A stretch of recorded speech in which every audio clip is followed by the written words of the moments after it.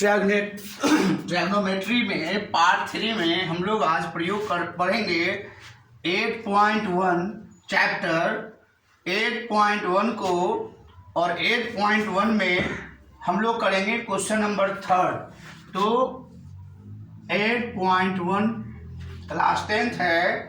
Question है यदि sin a equal 3/4, यदि sin a इक्वल 3/4 है तो cos a और tan a का मान ज्ञात करें। तो cos a तथा tan a का मान ज्ञात करें। हम लोग लास्ट जो किए थे ट्रैग्नोमेट्री पार्ट 2, उससे आगे हम लोग चल रहे हैं बेसिक कॉन्सेप्ट ऑफ ट्रैग्नोमेट्री में पार्ट 3, जिसमें हम लोग 8.1 के कुछ एक्सरसाइज के कुछ क्वेश्चंस करेंगे और फिर कुछ फार्मूला को भी देखेंगे। तो sin a इक्वल 3/4 है, तो हम यहाँ एक ट्रायंगल लेते हैं, कोई सा भी ट्रायंगल हम ले सकते हैं। चलिए एक हमने यहाँ ट्रायंगल ले लिया, ये आपका राइट एंगल ट्रायंगल है, जिसमें हम लोग जानते हैं फॉर्मूला है, क्या है, sin a इक्वल, हम लोग पढ़े थे लास्ट क्लास में, लंब बाय कर्ण। तो यहाँ मैं a लेता हूँ, यहाँ b और यहाँ c।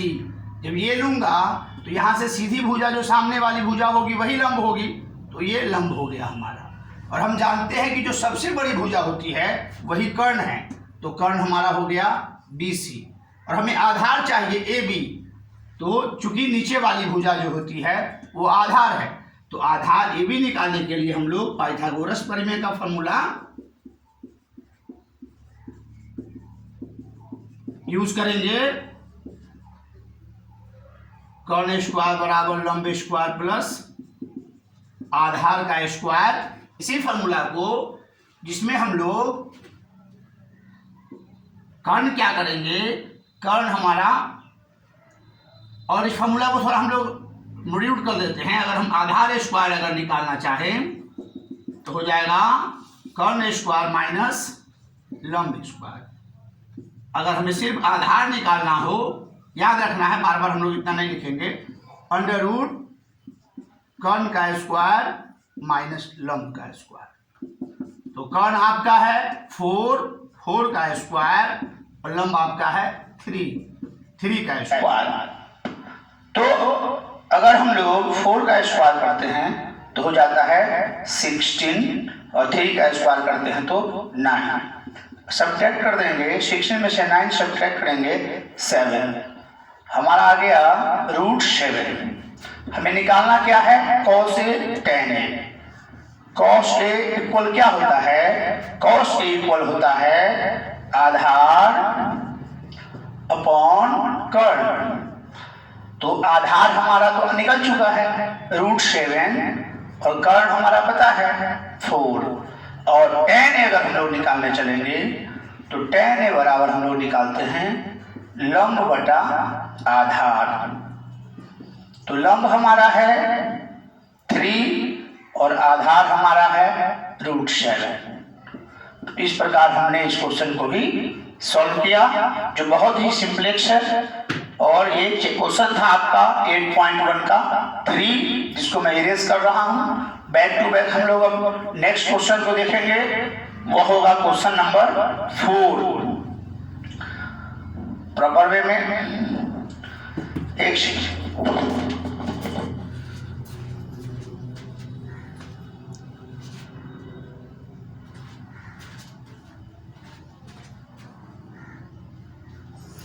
नेक्स्ट हम लोग,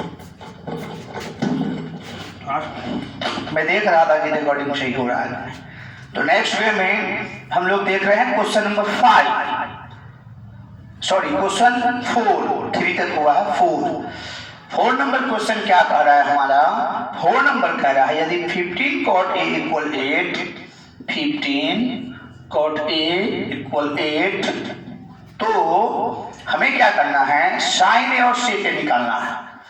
तो साइन ए तथा सेक ए ज्ञात करें। चलिए एक ट्रायंगल ले लेते हैं। पुनः इसका नाम हम एबीसी ही डालते हैं। नाम कुछ भी ले सकते हैं, PQR भी ले सकते हैं। यहाँ क्या दिया है हमें? सॉल्यूशन जो हम लोग करने चलेंगे, मिला है हमको 15 cot A इक्वल 8। अगर हम cot A निकालने के लिए चलेंगे तो 8 तो बराबर है और 15 जो ये है ये चला आएगा नीचे डिनोमिनेटर में। तो cot A इक्वल हो गया 8/15 और फॉर्मूला cot A का हम लोग जानते हैं, आधार बटा लंब। इसका मतलब है यहाँ आधार जो हमारा बेस है मतलब B है वो हो गया 8 और लंब जो परपेंडिकुलर है P वो हमारा हो गया 15। तो यहाँ हमने डाल दिया, क्योंकि नीचे वाली भुजा ही तो आधार होती है, तो नीचे भुजा कितनी? 8, आधार चला जाएगा 8 और सामने वाली भुजा 15।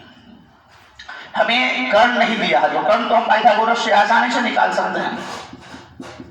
पाइथागोरस प्रमेय से तो वही है, कर्ण अगर हम लोग निकालेंगे तो बराबर अंडर रूट, जो ये स्क्वायर कर दिया हमने, लंब का स्क्वायर प्लस आधार का स्क्वायर करते हैं तो लंब हमारा है 15 का स्क्वायर और आधार हमारा है 8 का स्क्वायर। 15 को हम लोग मल्टीप्लाई करेंगे 225 और 8 का 64। अगर सबको एडिशन करेंगे 289, जिसका वर्गमूल निकालेंगे 17, तो ये 17 आ गया, 17 आ गया। अब हमें क्या करना है? अब हमें निकालना है साइन ए। तो साइन ए बराबर वही है लंब बटा कर्ण। तो लंब 15 है, कर्ण 17 है। अब हमें निकालना है सेक ए। तो सेक ए बराबर होता है आधार बटा कर्ण, सेक ए कॉस का उल्टा है कर्ण अपॉन आधार। तो कर्ण हमारा 17 है, आधार हमारा 8 है। ये क्वेश्चन भी बहुत सिंपल है, क्योंकि एनसीईआरटी चैप्टर में है, तो हम लोग आज चैप्टर का सॉल्यूशन कर रहे हैं, तो हम लोग इसको बढ़िया से एक एक समझ लें। पूरा ट्रिग्नोमेट्री क्लास 10 का total A to Z question हम इस बार अपलोड करेंगे। चूंकि इसका इंपॉर्टेंस हम बता चुके हैं, 20 मार्क्स का एक क्वेश्चन होता है, डबल करके क्वेश्चन दिया जाता है, 20 to 40, 40 नंबर का ये आएगा पेपर में। नेक्स्ट क्वेश्चन नंबर 5 देखता हूं मैं। 5 क्या कह रहा है? 5 कह रहा है यदि सेक थीटा बराबर 13/12, सेक थीटा बराबर 13/12 हो तो हमें क्या करना है? अन्य सभी त्रिकोणमितीय अनुपात, टोटल त्रिकोणमितीय अनुपात हमें निकालने हैं। साइन, कॉस, टैन से दिया हुआ है, उसको छोड़ करके कोसेक। तो सेक थीटा बराबर हम लोग जानते हैं होता है कर्ण बटा आधार। स्पष्ट है, ट्रायंगल का नाम मैंने दिया ABC, यहाँ पे राइट एंगल है, तो कर्ण हो गया सबसे बड़ी भुजा ये 13, आधार नीचे 12। हमें लंब निकालना होगा, लंब हम लोग पाइथागोरस प्रमेय से निकालेंगे। लंब इक्वल हो जाएगा कर्ण का स्क्वायर माइनस आधार का स्क्वायर। तो कर्ण हमारा है ऑलरेडी 13 का स्क्वायर और आधार हमारा है 12 का स्क्वायर। 13 को मल्टीप्लाई करेंगे 169 हो जाएगा, और 12 को मल्टीप्लाई करेंगे 144 हो जाएगा। सब्ट्रैक्ट करेंगे 25 होगा, इसका स्क्वायर रूट 5, वर्गमूल 5 आ गया। अब हमें जो भी निकालना है वो हम लोग निकाल सकते हैं। क्वेश्चन नंबर 5 से हम लोग कर सकते हैं। जैसे हमें करना है, अब हम चाह रहे हैं साइन थीटा निकाले, तो साइन थीटा लंब बटा कर्ण होता है, लंब बटा कर्ण का मतलब है लंब 5 है, कर्ण 13 है। cos थीटा निकालना है, आधार बटा कर्ण होता है। आधार हमारा 12 है, कर्ण हमारा 13 है। tan theta tangent tan theta निकालना चाहते हैं, लंब हमारा बटा आधार, लंब 5 है, आधार 12 है। सेक तो दे रखा है, कोसेक और कॉट निकाल देते हैं। कोसेक थीटा साइन का अपोजिट होता है, जस्ट अपोजिट, और सेक कॉस का अपोजिट है, और कॉट tan का अपोजिट होता है। तो कोसेक थीटा साइन का उल्टा कर देंगे। साइन हमने लिखा है 5/3, ये लिख देंगे 13/5। और कॉट थीटा लिखना है, ये कॉट बिल्कुल अपोजिट होता है tan का, 5/12, 12/5। ज्यादा फार्मूला लिखने की भी आवश्यकता नहीं है, टाइम सेव होगा। एग्जाम में टाइम मैनेजमेंट बहुत इंपॉर्टेंट है।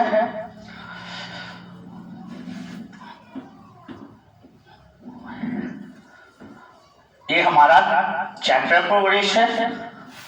अब हम देख रहे हैं क्वेश्चन नंबर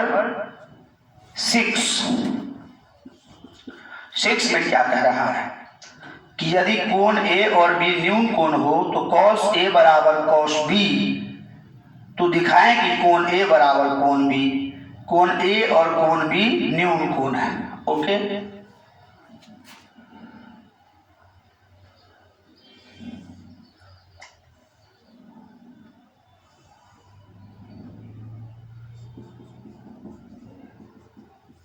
एट 8.3 चल रहा है। ए बी न्यून कोण है, ए बी और सी हमने मान लिया तो समकोण, क्योंकि ए बी तो आपका न्यून कोण ही रहेगा, तो समकोण जो बच जाएगा वही है। तो कहता है ए और बी न्यून को cos ए बराबर cos बी, जहां cos ए बराबर cos बी, cos ए बराबर हमने लिखा cos ए से चल रहे हैं, तो cos ए बराबर हम लोग जानते हैं आधार बटा कर्ण होता है। तो आधार हमारा, आधार यहां देखते हैं, cos ए से आधार नीचे वाली भुजा AC हो जाएगी और कर्ण AB हो जाएगा। और cos B निकालते हैं, cos B से देखते हैं, cos B से, तो B से देखेंगे तो आधार हमारा BC हो जाएगा। cos B बराबर वही फॉर्मूला होगा BC, और कर्ण हमारा हो जाएगा वही कर्ण है AB। तो कहता है अकॉर्डिंग टू क्वेश्चन क्या कहता है, cos A बराबर cos B, तो हम लोग AC बटा BC equal BC upon AB कर सकते हैं। AC by BC equal BC upon AB। cos A आधार, आधार हमारा लिया यहां से लिया है AC, और कर्ण हो गया है AB। यहाँ पे मिस्टेक है, इसको हम लोग AB कर लें, क्योंकि यहाँ बाई मिस्टेक डाल दिया था। cos A बराबर आधार बटा कर्ण, तो A से आधार तो AC हो गया, कर्ण हो गया A से यहाँ तक तो AB, कर्ण हमारा AB है, AC upon AB। cos B में cos B ठीक है, इक्वल कर ले।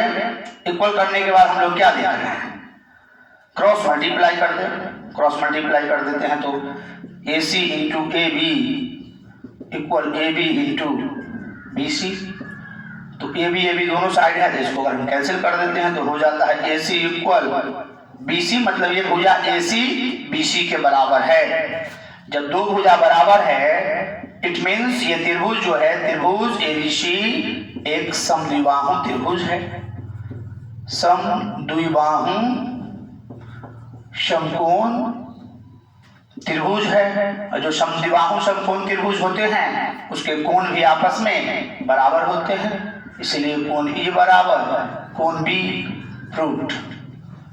तो इस प्रकार हमने क्वेश्चन 6 भी कर लिया है। इस तरह से हम लोग चैप्टर प्रोग्रेस पर आगे बढ़ेंगे और देखेंगे